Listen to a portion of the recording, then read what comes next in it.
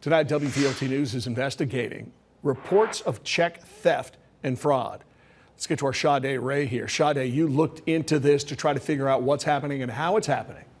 Yeah, Ted, we pulled 15 police reports related to check fraud in the last 2 months. Now, I spoke with 2 business owners who didn't really expect any of this to happen, but just want to share their story to warn other people. Aside from everything else you have to worry about, now worrying about our checks being stolen and cashed, it's difficult. Alejandro Guanaga owns Outdoor Gear Revival. He says he put a $3,300 check in a drop box outside a post office, but that check never made it to his landlord. Guanaga isn't alone. We've had reports that we've gotten from Blount County, Hawkins County, Granger County, and Knoxville. U.S. Postal Inspector Robert Firkin says his office is already looking into check fraud cases. I mean, ultimately, the goal is to alter the payee, and sometimes there is an alteration of the amount.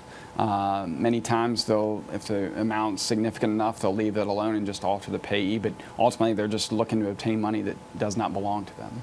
Guanaga made a police report and notified his bank. Now he's waiting to see if his bank will reimburse him. We lose that money in income, and so you have a month where you fall behind, and so it's hard. It's hard. You just don't pay yourself what you would normally pay yourself because you've lost that money. Guanaga says his consignment store depends on checks. He's still using them, but he's nervous each time he sends one off. We're here just a small business just off the ground, just trying to do honest work, and then this happens. Nathan Price co-owns TN Automotive. He says he put a $300 check in a drop box outside a post office, but it was also never delivered. Instead, Price says he lost $8,200 after 7 fraudulent checks were cashed. I mean, I had an entire day of basically we just flipped the open sign on the door and just closed the shop down for a day because we had to get all of our debit cards that were on file with people no longer active. So we had to literally change everything in this office. Anything that was on the automatic bill pay, had to get it changed.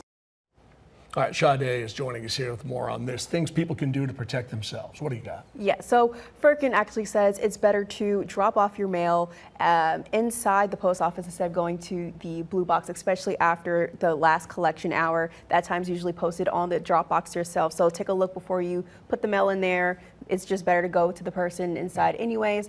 And actually another interesting fact from the Better Business Bureau, they're saying use gel ink if you're gonna write your check in hand, because it's actually harder to wash that ink away. Just take a couple extra steps to protect your checks and your money and all that valuable stuff.